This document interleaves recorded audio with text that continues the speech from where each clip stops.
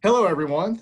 Derek Kwan here, Executive Director at your Lead Center of Kansas, and I am so happy today to be joined by a great friend and professional colleague that we joined forces back in, I believe, 2012 at Jazz at Lincoln Center when she was the Director of Sales and Marketing, and since then has gone on to really one of the premier jobs in arts marketing, arguably in the entire world, definitely in the country, but arguably in the entire world.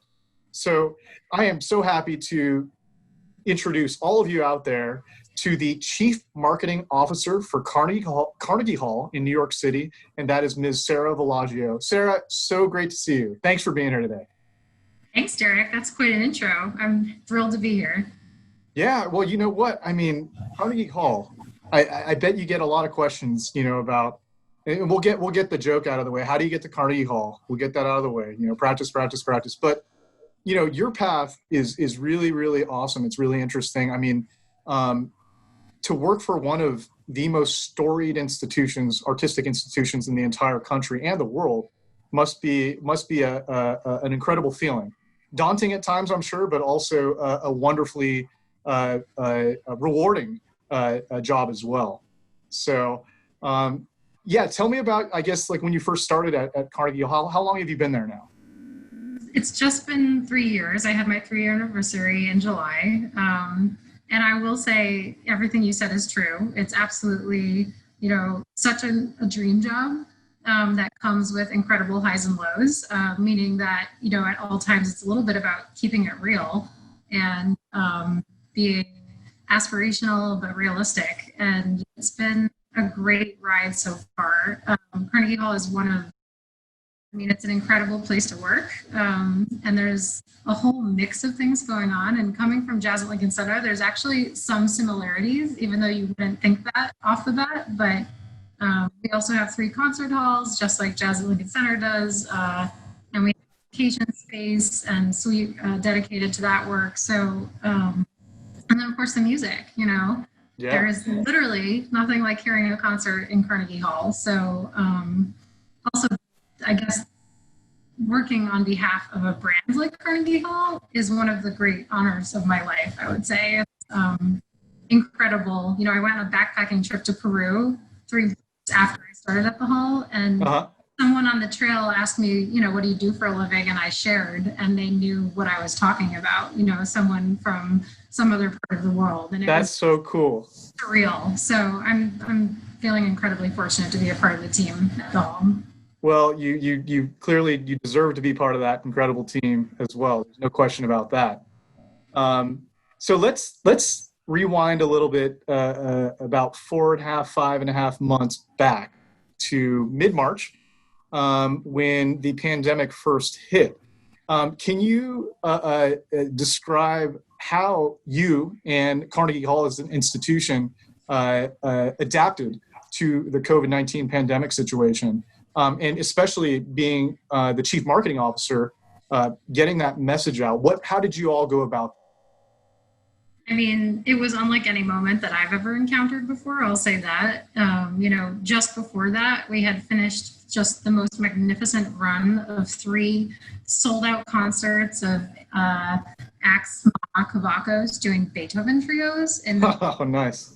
And it was the last concert I saw. And then, I'm looking around the hall and thinking, oh my gosh, is this happening? Are we going to be shut down in a week? And then suddenly we got the mandate and we were.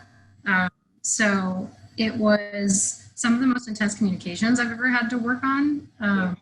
But I think learning a lot, the more we do this, the better we get at it. I think that's a takeaway from the whole process. But really the question at that moment became, what now? Halls are dark. We're canceled for a big chunk of our season. At the time we thought, okay, is it going to be 8 weeks, more than that? And then what do we do? So we started first by just assessing, taking a step back and looking at what messaging was on all of our social media platforms, and coming up with the right mix of content to share, whether that was things from the archives, rebroadcasts, on-demand programs that we had, which I think is what so many arts organizations did. And then obviously as time went on, it was like, well, what are we really going to be putting out there right now? How are we keeping audiences engaged? And the team came up with a concept for a new program. We basically launched a TV show. It's called Live with Carnegie Hall. Never again, things I never thought I'd be doing, but along with all of my colleagues, I would say. And we launched it in late spring, and we've aired 29 episodes. That's amazing.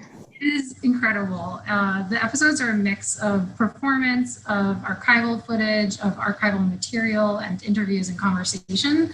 And we've had hosts like This Again, Rhiannon Giddens, Roseanne Cash, Judy Collins, Titus Burgess, Maniacs. The list runs the gamut. And each episode has reached on average nearly 48,000. So that is amazing. It's like there's a whole new stage, and I think. And I bet you're reaching people worldwide, right? Yeah, I mean, that's been a huge difference too. It's definitely been mostly US, but we are tuning in from Europe and South America and all over, I also just watching what happens on demand, and working to grow those audiences too, because suddenly we have the chance to reach people who maybe have had a lifelong dream of coming to a place like Carnegie Hall, but haven't had the opportunity to. Right.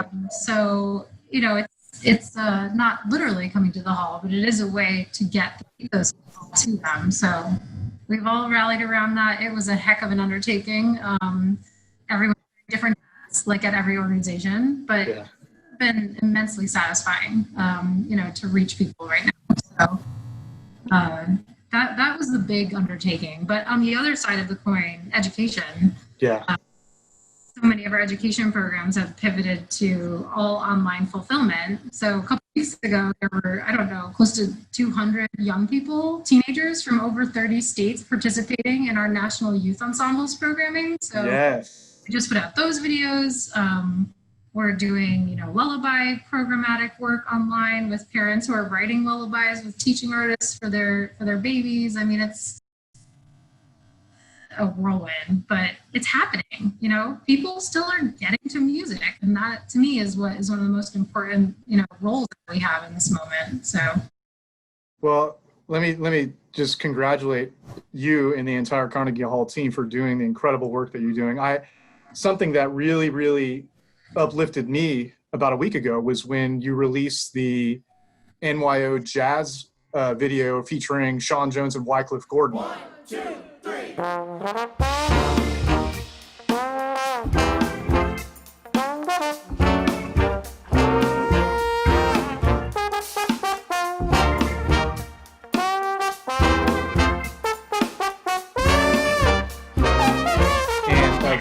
One of Wycliffe's compositions that was like a funky Hammond B3 groove that just made me so happy to see that happening with all the students, and some of the alums of the program too, I think, participated in that video. And to see the impact that this music making, even in a virtual sense, brought so much joy and togetherness and a feeling of social cohesion to all of those individuals that participated, but also to people like me who were just watching it.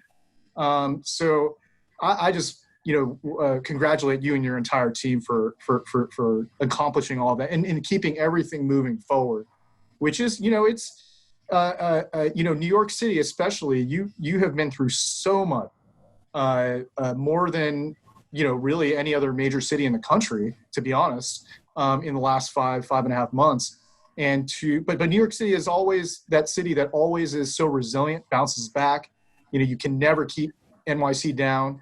And I think Jerry Seinfeld just had an editorial in the Times the other day, addressing that. And Carnegie Hall is the embodiment, I think, of bouncing back, never relenting and continuing to produce such high quality and engaging work. And we're obviously going to share all the links to all the programs that you mentioned, live from Carnegie Hall, as well as the educational initiatives as well. So, no, I mean, it's just exciting to see what is happening, around the country, but especially at a place as iconic as Carnegie Hall. And what have you observed that has resonated the most with your patrons and audiences? Is there been a particular TV show that you've produced essentially of those 29, 30 episodes? Or is it some of the youth programming? What have you seen that has resonated? Well, I'll share one example of a program that's typically an in-person program. We work here in New York with the city agency Department of Probation on workshops that happen in 7 communities across New York. Typically happen at different community centers, and they're called neighborhood opportunity networks. Different artists have a chance to run workshops in those communities, that help teens develop positive peer relationships and that sort of work, and creative skill sets. And suddenly that all had to go online. So, it's a smaller community, but suddenly we had over 600 applicants for 200 spots in these workshops. Wow. It's just one example, I think, of how that is not anywhere close to the number of people that something like those broadcasts might reach. It's incredibly meaningful to a group of people, and now we're just exploring, what comes for that type of group. And then I think just from an episode standpoint, my absolute favorite this season was our tribute to Isaac Stern. Yeah. Centenary year of his birth, and it's an incredible production, a lot of wonderful storytelling in that. And if you don't know Isaac Stern, I highly recommend learning more about him. He's the violinist who was an advocate for the arts. He was an advocate for Carnegie Hall. He actually saved Carnegie Hall from being torn down around 1960 when Lincoln Center was being built. So he's a huge part of our history, and our, part of the dream that he had for Carnegie Hall in the future is where we are today. So those are 2 big ones. I mean, I think the other way as far as what's resonated with patrons is honesty and transparency.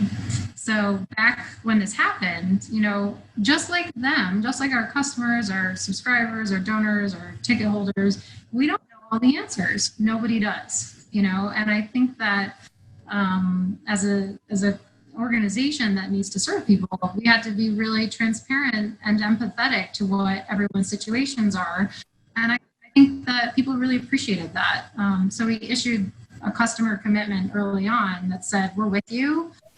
We all don't know the answers. You don't know all the answers. Things are going to change. People's individual circumstances are going to evolve. So whatever we need to do, it's a new ballgame when it comes to ticketing, right? And tickets, we got to be flexible. We have to be flexible and caring for everyone's safety. So I think that went a long way too. You know what? I was definitely going to bring that up because I remember when you shared that on social media back in, I think, probably late March, and you really were a pioneer in trailblazing that path to be able to be that vulnerable as a ticketing driven business, to be that flexible and that empathetic. That's a little scary, to be honest, at times, because you're typically counting on that income when you get it to stay with you. But in this particular moment, you recognized immediately, Carnegie Hall and you recognized immediately that this is a completely different ballgame. And, there is nothing more valuable than the humanity of what we're going through right now. And because of that, of putting the patron first, in your guiding principles is the sense that I got is that you put the patron first.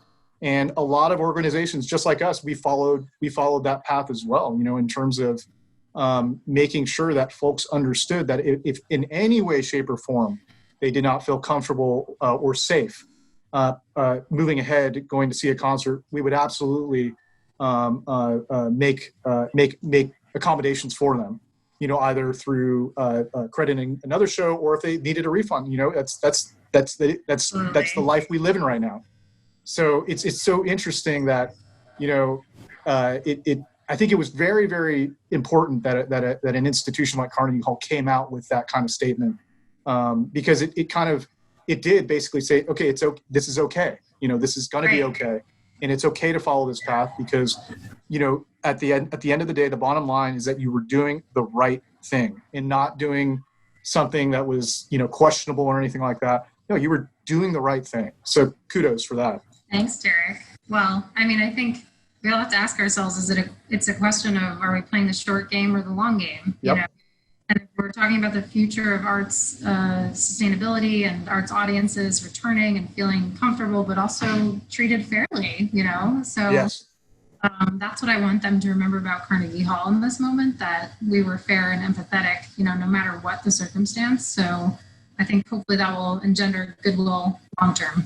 Oh yeah, no, I think I this is a little off topic, but I'm a firm believer in karma, and Me too. and, hey, and I'm best, so yeah, but it's interesting though, because we saw also in the industry how this played out with some of the for-profit promoters, where they weren't necessarily as flexible, and there was understandably some backlash surrounding that, and then finally, after some time, they relented a little bit in terms of making amends with their patrons.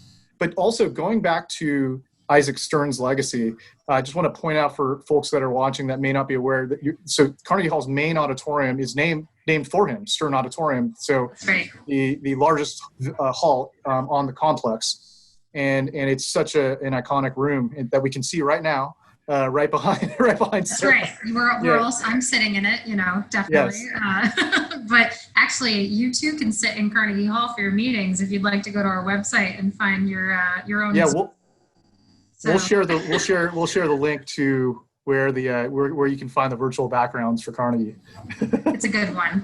It's fun to show Carnegie Hall. Make your debut on Zoom.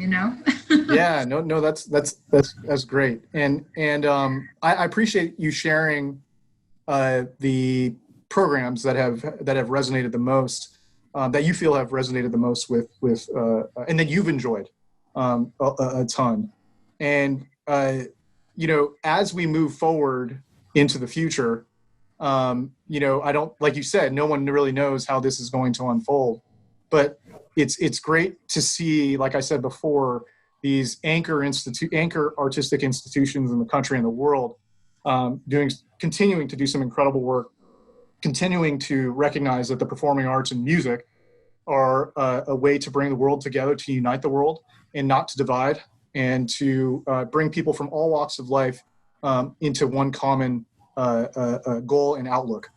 So moving, a little bit onto a different topic, you were dealing with all this immense, information gathering, stress, developing a TV show, becoming a media company kind of overnight in a way. But how did you personally navigate all of this, over the last 5.5 months? It's a great question. Every day I kind of woke up and said, okay, one day at a time, because everything kept changing. Early on, my good friend and someone who inspires me often, Eric Gensler, who's the president of Capacity Interactive, agency, he said in a presentation that he was really considering himself to be a realistic optimist. And that hit home for me, because only to infuse hope into our future thinking. At the same time, we have to be realistic about the challenges that we're facing and try to anticipate best how we can manage them, because I think the more you're real and honest about those potential challenges, the better equipped you are to deal with whatever comes at you. So I've been leaning on that. I've also been, really thinking about connection with people and just how to best connect with my team at the office and my colleagues, but also friends and family. And, personally, really, we all have to work hard at, now that work is home and home is work. Okay, gotta close the computer, gotta step away. But it's so important to take a chance to just reset. So I bought a bike and I've been riding around Queens for the last, few months, all the time. Fantastic. I'm very excited because I found a group of people who does it every Sunday morning. And this Sunday, we're going on the Queens Jazz Trail throughout St. Albans neighborhood, which is, where many jazz greats like Duke Ellington and Ella Fitzgerald. Others, so many lived there. Charlie Parker. Yeah. So I'm pretty psyched about that. So, seeing music show up in different ways on a bike in Queens. Dude, that's great. No, good for you. I mean, it's so interesting to learn how differently folks are, staying sane and keeping their sanity during this really, really interesting time. And yeah, no, biking, gosh, that's great. That's really, really cool. I guess my last question, here for you today is what have you been missing the most during the last 5.5 months? That's another good one. I think there's some of the obvious, like seeing friends and family and traveling. And I was thinking about this a little bit earlier, just, what for me. But I think the thing that I miss the most is the ease in which we used to make decisions. That we stood upon to make those decisions, and that being disrupted. And at the same time, I step back and I think, okay, well, that's also an opportunity. Yeah. To change something, to do it better, and I remain optimistic and excited about that. But I just the simple decisions that we used to make they're just not simple anymore, whether they're work or personal. So I recognize that we've lost some of that ease. Yeah. I wonder, when will we come back to that, and how will we come back to that? What will that look like when we come back? So it's interesting to think about, but someday we'll get there. You know what? That is such an interesting answer, and because I had honestly not contemplated that before, but it's absolutely true. I mean, there's right. so many layers now to consider. There's so many variables and factors to consider now when doing anything. When deciding if my son's going to go to play in a soccer tournament this weekend. Exactly. When every choice. Yeah, I mean it's so layered, and that that mental fatigue, that you just keep on going through. It'll be interesting to see how that all plays out once we come out on the other side, and if we exercise that part of the brain in a different way, and how we can channel that energy into something positive, But man, Sara, thank you so much for taking the time out of your busy schedule. I mean, you guys are. Thanks for having me. You're still producing so much, and I just want to say that I genuinely miss working with you. You're so positive, and I hope to make it back to Carnegie Hall one day, and hopefully sooner than later. And so, I hope so too. I hope we all will. I think that's the dream. So we're going to aim towards that, and there for sure. And it will happen. Exactly. I guarantee you that. It will. All right, Sara Villagio, Chief Marketing Officer of Carnegie Hall. Thank you so much for joining us. And thanks, Derek. Thanks for have having a wonderful day. You take care. You too. Okay.